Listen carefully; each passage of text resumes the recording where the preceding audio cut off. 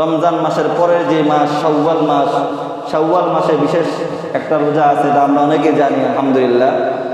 শাওয়াল মাসের 6টা রোজার কথা হাদিসের মধ্যে আসছে। আগামীকাল যদি ঈদ হয় তাহলে আগামীকাল শাওয়ালের 1ম তারিখ, ঈদের দিন রোজা রাখা হারাম। ঈদের দিন কি করা? রোজা রাখা হারাম। কেউ যদি বলে আমি ঈদের দিন রোজা রাখবো, তাহলে তার রোজা কবুল হবে না, বরং তার গুনাহ হবে। এই জন্য ঈদের দিন রোজা রাখা যাবে না। ঈদের পর থেকে 6টা রোজা রাখা, শাওয়াল মাসে অর্থাৎ রমজানের পরবর্তী মাসে 6টা রোজা রাখা।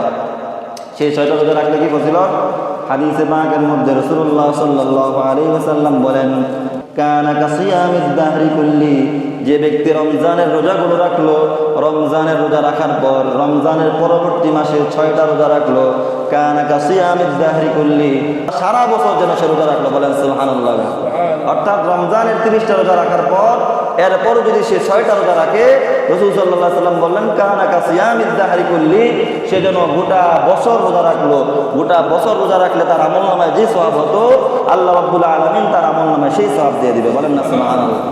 কানা কাসিয়ামিদ দাহরি কুল্লি। এজন্য রমজানের পরবর্তী মাস শাওয়াল মাসে এই 6টা রোজা রাখার আমরা চেষ্টা করব তো ইনশাআল্লাহ।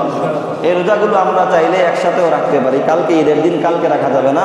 কালকের পর থেকে পুরা 1 মাসের মধ্যে আপনি চাইলে একসাথে 6টা রোজা রাখতে পারেন, অথবা চাইলে বিরতি দিয়েও রাখতে পারেন। এক সপ্তাহে 1টা রাখলেন, পরের সপ্তাহে 2টা রাখলেন একসাথে, এরপর সপ্তাহে 3টা রাখলেন। সুবিধা মতো আপনি যে কোনো সময় 1 মাসের মধ্যে এই শাওয়ালের 6টা রোজা রেখে দিবেন। আর এই শাওয়ালের 6টা রোজা রাখা রমজানের রোজা কবুল হওয়ার একটা আলামত। বলেন সুবহানাল্লাহ।